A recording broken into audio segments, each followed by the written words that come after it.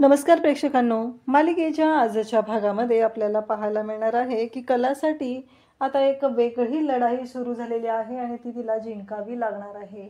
कारण अद्वैतच्या मनात सरोजने जे विचार पेरलेले आहेत त्यामुळं अद्वैत हा वेड्यासारखाच वागत असतो. त्याच्या डोक्यात दुसरं काहीच येत नाही. त्याला फक्त एवढंच पडलेलं आहे की कला खोटी आहे, कला प्रत्येक वेळेस चुकीचं काहीतरी वागत असते आणि आमच्यामध्ये समानता काहीच नाही. हे सगळं अद्वैतच्या डोक्यात सुरू झालेलं असतं. कलाने कितीही समजवण्याचा प्रयत्न केला तरीही अद्वैतला ते मात्र अजिबात पटत नसतं आणि त्यामुळं अद्वैतचं जे वागणं आहे, चिडचिड आहे, ती वाढत चाललेली असते आणि त्यामुळं त्याच विचारात अद्वैत येतो. पण आता जेव्हा कलाने संगीताला हे सगळं सांगितलेलं आहे तेव्हा मात्र अद्वैतचा पारा चढलेला आहे आणि घरामध्ये एक वेगळाच तमाशा सुरू झालेला आहे आणि त्यावेळेस आबांनी कलाची बाजू घेतलेली आहे आणि सरोजची बोलती बंद केलेली आहे. त्याचबरोबर अद्वैतचा गैरसमज मिटवण्याचा प्रयत्न केलेला आहे. हे सगळं कशा पद्धतीनं होणार आहे ते आपल्याला पाहायला मिळणार आहे. तर अद्वैत हा रूममध्ये आलेला असतो. कला सुईमध्ये धागा ओवत असते तेव्हा अद्वैत आलेला असतो आणि कला अद्वैतशी बोलत असते. तेव्हा अद्वैत म्हणत असतो की काय आहे हे सगळं, हिचं काय चाललंय नक्की, ही अशा पद्धतीनं का वागत असते, हे सगळं अद्वैतच्या डोक्यात सुरू झालेलं असतं. तेव्हा मात्र कला शांतपणे अद्वैतकडे पाहत असते. तेव्हा अद्वैत म्हणतो, ही माझ्याकडे अशी का पाहते आणि आई आई मला भरवते, ही असं का वाटतं हिला, आईच्याबद्दल ही असं का बोलत असते, असे अनेक प्रश्न अद्वैतच्या मनात सुरू झालेले असतात आणि अद्वैत त्याबद्दल बोलत असतो. इकडे कला मात्र शांतपणे सगळ्या गोष्टी समजून घेण्याचा प्रयत्न करत असते. अद्वैतला जेवढा वेळ देता येईल तेवढा देण्याचा प्रयत्न करत असते. परंतु अद्वैतच्या मनात ऑलरेडी इतके गैरसमज पसरलेले आहेत की कलाने काहीही केलं तरीही त्याला चुकीचंच वाटत असतं. तेव्हा अद्वैत आलेला असतो. तेव्हा कला म्हणत असते, कसं आहे माहिती आहे का, काही व्यक्तींना असं वाटत असतं की आपण दुसऱ्याच्या विचारांनी वागलो तर सगळं व्यवस्थित होईल, म्हणजे आपलं ध्येय बाजूला ठेवायचं, मग त्यामुळं नेम साधता येत नाही. जर नेम साधायचा असेल तर एक डोळा बंद करावा लागतो आणि मगच नेम साधावा लागतो. तेव्हा अद्वैत म्हणतो, हे काय बोलतेस तू, सुई, धागा, ध्येय, त्याचबरोबर साध्य, एक डोळा, हे सगळं काय चाललंय तुझं. त्यावेळेस कला म्हणते, काही नाही, तुला तुझ्याकडे घ्यायचं असेल खेचून तर घे, कारण मी तुला काही बोललेलंच नाही आहे ना, तुला तुझे विचार नाही आहेत का, जर तुला तुझे विचार असतील तर तू त्याचा विचार कर. आणि मग कलाने आता भिन्नतामध्ये स्वतःच्या बुद्धीने विचार करण्याचा अभाव असं लिहिलेलं असतं. तेव्हा मात्र अद्वैत बोर्डवरचं ते वाचतो आणि त्याचा पारा चढतो. कलाने हे सगळं मुद्दामच केलेलं असतं, कारण अद्वैतचं जे वागणं असतं ते चुकत असतं. अद्वैतच्या वागण्यामुळं कलाला त्रास होत असतो आणि म्हणूनच कलाने ते सगळं लिहिलेलं असतं. कला पाहत असते की नक्की अद्वैतच्यामध्ये काय गोंधळ झालेला आहे, अद्वैतला नक्की काय प्रॉब्लेम आहे, या सगळ्या गोष्टींचा कला विचार करत असते. तेव्हा अद्वैत म्हणत असतो, हे काय लिहिलेस तू, स्वतःच्या बुद्धीने विचार करण्याचा अभाव, म्हणजे हे तू आत्ता लिहिले मी बाहेर गेल्यानंतर. तेव्हा कला म्हणत असते, तुला असं वाटतंय का, मग तसंच असेल, असं कला बोलत असते. तेव्हा मात्र अद्वैत म्हणत असतो, म्हणजे तुझं काय चाललंय नक्की. तेव्हा कला म्हणत असते, नाही, माझं काहीच नाही चाललेलं. आणि मग अद्वैत तिच्याकडे पाहत असतो. तेव्हा अद्वैतला राग आलेला असतो. अद्वैतला ही गोष्ट पटत नसते की हे कलाने का लिहिलेलं आहे, म्हणजे तुला असं वाटतं का मी दुसऱ्याचं ऐकत असतो. तेव्हा कला म्हणत असते की तुला तुझं स्वतःला समजून घ्यायचं आहे, तुला कोणाचं ऐकतोस का स्वतःचा विचार करून बोलत असतो ते, कारण मी कशाला सांगू ना, असं कला अद्वैतला बोलत असते. अद्वैतला मात्र राग आलेला असतो आणि अद्वैत म्हणतो की आपण दोघं कधीही एकत्र येऊ शकत नाही. आणि असं म्हणत त्याने समानतेचे जे 2 मुद्दे जर लिहिलेले असतात तिथे पूर्णपणे आता काट मारलेली असते आणि तो म्हणतो की हेच आपलं आपलं भविष्य आहे. आणि असं म्हणत त्याने त्यांचं जे भविष्य आहे त्याच्यावरती काट मारून टाकलेली आहे आणि तिला सांगितलेलं आहे की आपल्या नात्याचं भविष्य हे आहे आणि आपल्या नात्यामध्ये फक्त आणि फक्त भिन्नता आहे, आपल्या नात्यामध्ये कधीच समानता येऊ शकत नाही, हे सगळं त्याने त्याच्यावरती लिहून टाकलेलं असतं. कलाला मात्र वाईट वाटत असतं, कारण चांदेकर ज्या पद्धतीनं वागत आहे, ज्या पद्धतीनं बोलत आहे, ती गोष्ट मात्र इकडे कलाला अजिबात आवडलेली नसते. कला विचार करत असते की हे सगळं काय आहे. इकडे संगीता आणि दिनकर बाहेर निघालेले असतात तर संगीताच्या हातातून पिशवी खाली पडते. दिनकर तिला म्हणत असतो, संगी काय झालंय, कशाबद्दल अशी वागतेस तू, असं काय करतेस, तुला काय होतंय का. तेव्हा संगीता म्हणत असते की अहो मला कळतच नाही आहे की आपल्या कलेचं काय चाललेलं आहे. आता आपण होळीच्या दिवशी गेलेलो बघा, त्याचबरोबर धुलवडीला गेलेलो, तेव्हा मात्र कली आपली नाराज दिसत होती. मला ना कळत नाही आहे की तिच्या बाबतीत काय झालेलं आहे. तिच्यात आणि अद्वैतरावांमध्ये जर काय झालेलं असेल ना तरच ती अशी वागते, पण आपली पोर आपल्याला काही सांगत नाही आहे, ती काहीतरी टेन्शनमध्ये आहे, असं संगीता बोलत असते. दिनकर म्हणत असतो, हो अगदी बरोबर बोललीस तू, कारण मला पण तसंच जाणवलं आहे की कली कुठल्या तरी टेन्शनमध्ये आहे आणि तिनं आपल्याला काहीच सांगत नाही. इकडे अनामिका ही आता चांदेकरांच्या घरी आलेली असते आणि जेव्हा अनामिका आलेली असते तेव्हा ती दारातूनच सोहम असा आवाज देते. तेव्हा रजनी किचनमध्ये असते. रजनी म्हणते की अनामिका. रजनीच्या डोक्यात तेच विचार चालू झालेले असतात की ही अनामिका सोहमच्या आयुष्यात कधी आली, नक्की तिचा येण्याचा काय उद्देश होता, असं तिच्या डोक्यात चाललेलं असतं. पण तिला अनामिका ही आवडलेली पण असते. त्याचबरोबर रजनी म्हणते अगं ये ना अनामिका. तेव्हा ती म्हणते की काकू सोहम आहे का, मी त्याला भेटायला आलेली आहे. तेव्हा ती म्हणते नाही सोहम म्हणते. तेव्हा रजनी म्हणते अगं थांब मी पाणी घेऊन येते आणि बस तोपर्यंत. तर अनामिका म्हणू लागते की तुमचं घर खूप छान आहे. अनामिका घराचं कौतुक करत असते आणि त्यासोबतच आपल्याला पाहायला मिळतं की अनामिकाचं हे सगळं बोलणं चाललेलं असतं आणि ती मनापासून बोलत असते. त्याचबरोबर आपल्याला पाहायला मिळतं की जेव्हा या सर्व गोष्टी घडत असतात तेव्हा मात्र इकडे रजनी तिथं आलेली असते आणि रजनी म्हणत असते का गं काय झालं. तेव्हा ती सांगत असते की मला ना सोहमला भेटायचं होतं म्हणून आलेली आहे. तेव्हा ती म्हणते की हो चालेल. मग अनामिका म्हणते की मी जाऊ का त्याच्या रूमकडे, म्हणजे मी गेलं तर चालेल का. तेव्हा रजनी म्हणते जा ना, काहीच हरकत नाही आहे, तू जाऊ शकतेस. आणि इथून वरती गेलीस ना त्या बाजूची जी रूम आहे ना ती आहे सोहमची, जा तू त्याच्याकडे आणि मी आलेच असं ती म्हणत असते. तेव्हा मात्र आता अनामिका ही सोहमकडे निघालेली असते. सोहमला मात्र माहितीच नसतं. इकडे काजल मात्र विचार करत असते. काजलला वाईट वाटत असतं की सोहम तिला इग्नोर करत आहे. तेव्हा तिला आठवतं की सोहमने अनामिकाला प्रपोज केलेलं. पण काजलचं मात्र याच्यावरती एकच म्हणणं असतं की तुला काय करायचं ते कर, पण तू माझ्याशी चुकीचा नको ना वागू. म्हणजे तुला तिला प्रपोज करायचं कर, पण मला इग्नोर का करतोयस. एवढं साधं सोपं इकडे काजलचं म्हणणं असतं. कारण सोहमने अनामिकाला प्रपोज केलेलं असतं, तिला मिठीत घेतलेलं असतं. ह्या सर्व गोष्टी काजलला आठवत असतात आणि तिला त्रास होत असतो. त्यासोबतच आपल्याला पाहायला मिळतं की काजल मात्र खूपच टेन्शनमध्ये असते. म्हणते की आत्ताच्या आत्ता मी त्याला फोन करणार आणि विचारणार आहे, असं म्हणत काजलने फोन लावलेला असतो. इकडे सोहम मात्र ड्रॉइंग करत असतो आणि तेवढ्यातच फोन त्याचा वाजत असतो. तो फोन घेत असतो आणि तिथे दारात सोहू करत अनामिका पोहोचलेली असते. मग सोहम फोन कट करतो आणि बाजूला ठेवून देतो. आता सोहम आलेला असतो, सोहमकडे अनामिका आलेली असते. सोहम म्हणतो ये नाही आहे आणि सोहम थोडासा टेन्शनमध्ये असतो की ही अचानक कशी काय आली. एकतर सोहमला इकडे ज्या गोष्टी घडलेल्या आहेत त्याबद्दल खरं तर टेन्शन आलेलं असतं. कारण त्याला कळतच नसतं की हे सगळं काय होतं आहे. कारण काहीही झालं तरीही त्याच्यासाठी ही गोष्ट खूपच मोठी असते आणि त्याने तिला बोलून दाखवलेलं आहे. त्याने तिला जी प्रपोज केलेलं आहे त्यामध्ये त्याला खरं तर टेन्शन आलेलं असतं. सोहमला ती विचारते सोहम मला ना तुझ्या मनातलं तू सांगणार होतास, पण तू असं भांगेच्या नशेत सांगावं असं मला नाही वाटत. तू जेव्हा अगदी नॉर्मल असशील तेव्हा मला सांगायला हवं होतं. तेवढ्यातच तिथे आलेली असते ती म्हणजे रजनी. रजनी म्हणते येऊ का. रजनी ज्यूस घेऊन आलेली असते आणि आल्या रजनी ज्यूस देते आणि मग सोहम म्हणत असतो की हां बोल. तेव्हा इकडे रजनी म्हणत असते की खरंच खूप गोड आहेस तू. कारण अनामिका म्हणत असते की तुम्ही कशाला आणलं, मी आले असते ना खाली, असं तिचं म्हणणं असतं. तेव्हा रजनी म्हणत असते खरंच खूप गोड आहे, अगदी कलासारखी, मला खूप आवडलीस तू, असं रजनीचं बोलणं चाललेलं असतं. अनामिका म्हणत असते की काय झालं. तेव्हा इकडे रजनी म्हणत असते की आम्हाला सगळं सोहमने सांगितले बरं का, आणि सोहम तुझ्याही मनात जे काही आहे ना ते सगळं तू अनामिकाला सांग बरं, असं रजनी सांगत असते आणि सोहमशी बोलत असते. सोहम मात्र म्हणत असतो की हो आई, असं सोहम म्हणत असतो. आणि मग रजनी साळाला सांगत आहे म्हणजे आता या कुटुंबाने अनामिकाचा स्वीकार केलेला आहे असंच बोलणं रजनीचं चाललेलं असतं. आणि त्यासोबतच रजनीला असं वाटत असतं आणि अनामिका ही तशी गोड मुलगी असते, म्हणजे काही प्रॉब्लेम नसतो, अगदी छान अशी ती असते. आणि मग इकडे आता रजनीच्या त्या एका वाक्यामुळे इकडे अनामिकाला असं वाटायला लागतं की सोहमने घरी सगळ्यांना सांगितलेलं आहे. तेव्हा अनामिका म्हणत असते म्हणजे तू सगळ्यांना सांगितलंस का आपल्याबद्दल. तेव्हा सोहम म्हणत असतो की हां. सोहम मात्र जास्त काही बोलत नसतो. त्याला वाईट वाटत असतं की हे सगळं काय आहे, कारण काहीही झालं तरीही एवढं अशा पद्धतीनं घडायला नको होतं असं सोहमला वाटत असतं. आणि तो अनामिकाला बोलत असतो. आता अनामिका ज्यूसचा जो ग्लास आहे तो सोहमला देते आणि घे म्हणते. सोहम मात्र विचार करू लागलेला आहे की हे सगळं काय घडतंय, माझ्याकडून चूक तर झाली नाही आहे ना, मी चुकीच्या पद्धतीनं तर वागलो नाही आहे ना, असं त्याच्या डोक्यात सुरू झालेलं असतं.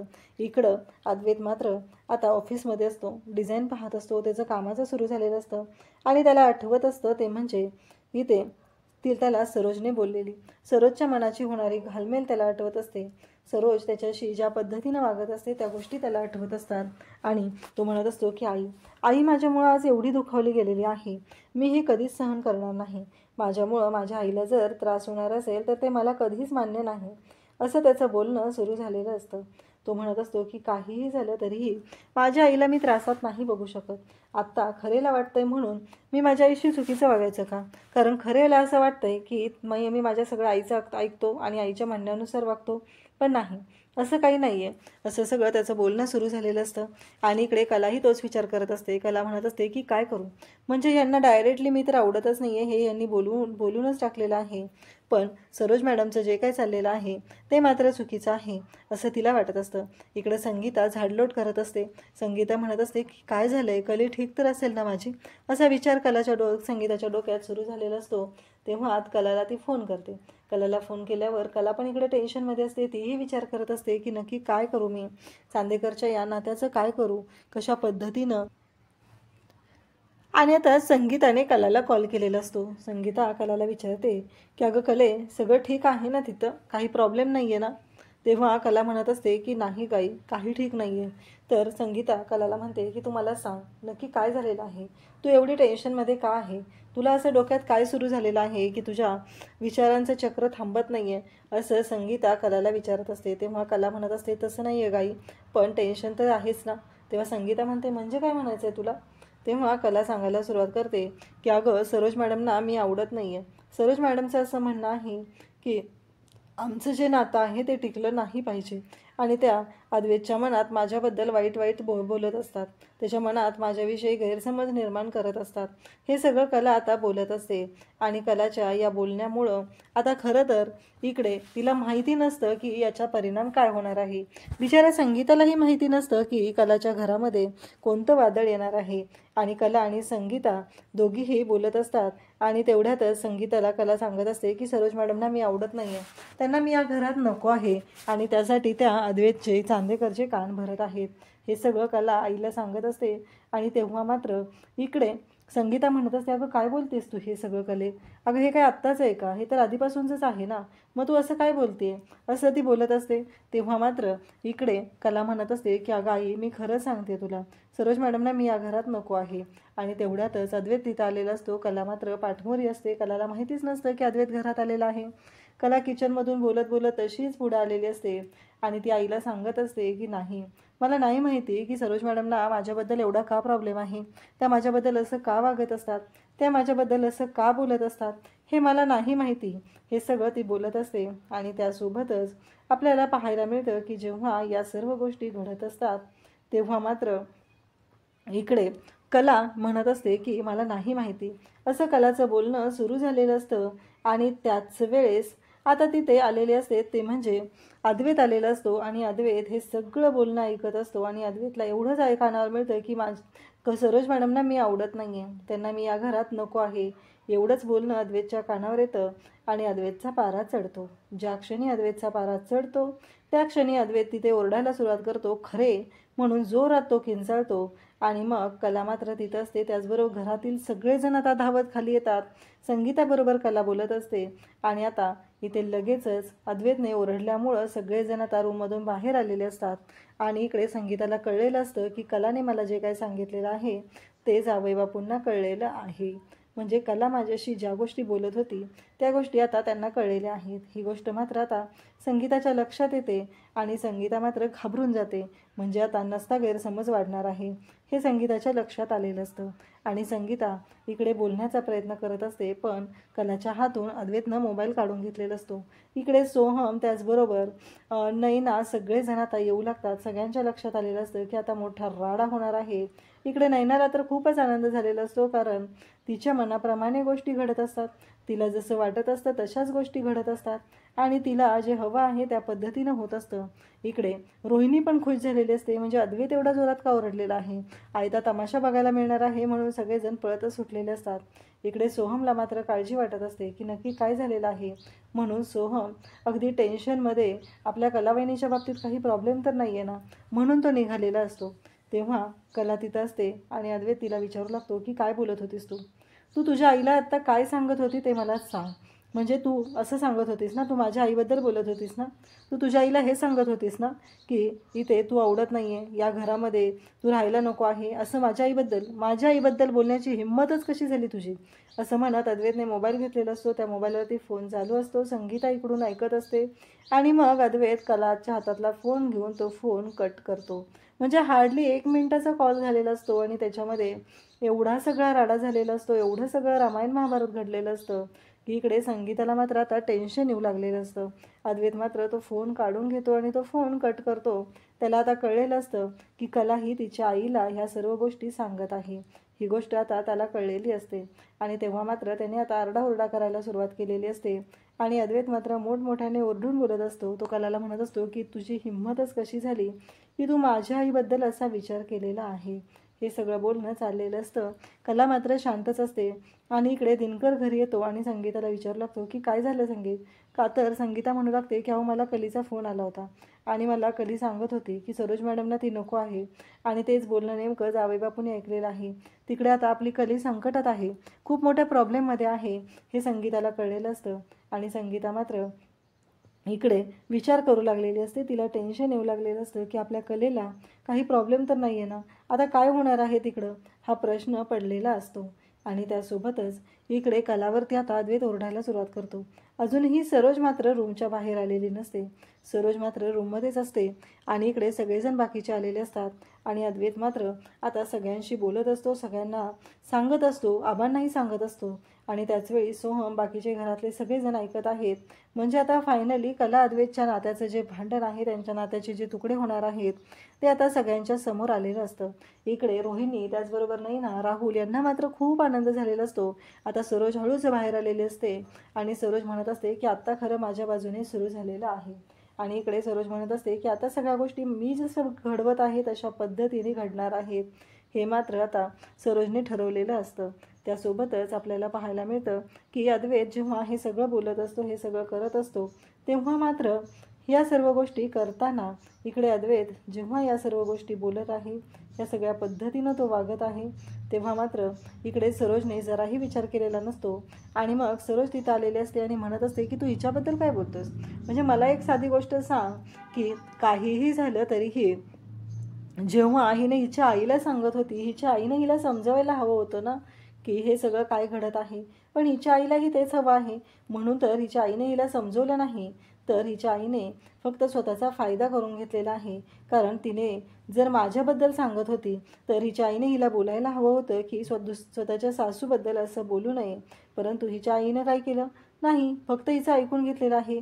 म्हणजे आता एकापाठोपाठ एक इकडे सरोजने अद्वैतच्या मनात संगीताबद्दलही गैरसमज निर्माण केलेले असतात आणि तिने त्यांच्याबद्दल ही बोलत असते. त्यासोबतच आपल्याला पाहायला मिळतं की अद्वैत म्हणत असतो म्हणजे आता कलाच्या डोक्यात विचार सुरू असतात, कलाला बोलूच दिलं जात नसतं आणि सगळेजण मात्र कलावर आरोपावर आरोप करत असतात. संगीता मात्र इकडे संगीताबद्दल आता सरोज मात्र तोंडाला येईल ते बोलत असते, ती जराही विचार करत नसते की हे सगळं काय चालू आहे. आणि त्याचबरोबर इकडे संगीता इकडे टेन्शनमध्ये असते. संगीता म्हणत असते की काय झालं असेल. आता इकडे नैना म्हणत असते की अहो सरोज मॅडम, आता तुमची बॅटिंग आहे, आता तुम्ही पाहिजे ते बोला, कारण आता सगळा डाव तुमच्या हातात आलेला आहे. पण हे सगळं सरोजनेच केलेलं आहे, ही गोष्ट मात्र आता सगळ्यांना कळलेली असते. सरोजने अद्वैतच्या मनात गैरसमज निर्माण केलेले आहेत, ही गोष्ट आबांना माहिती आहे.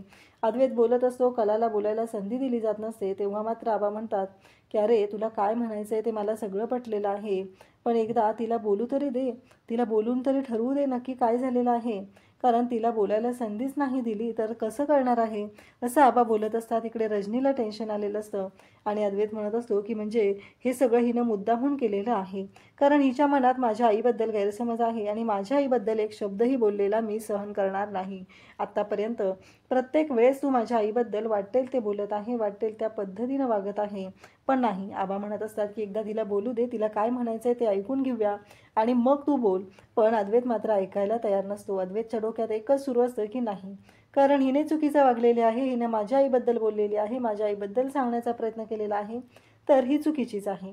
एवढंच अद्वैतच्या डोक्यात सुरू झालेलं असतं आणि अद्वैत मात्र बोलत असतो आणि इकडे आता सरोज पण त्याला खतपाणी घालायचं काम करत असते, अद्वैतच्या मनातले गैरसमज वाढवण्याचा प्रयत्न करत असते. आणि इकडे कला बिचारी टेन्शनमध्ये असते, ती शांतपणे उभी असते.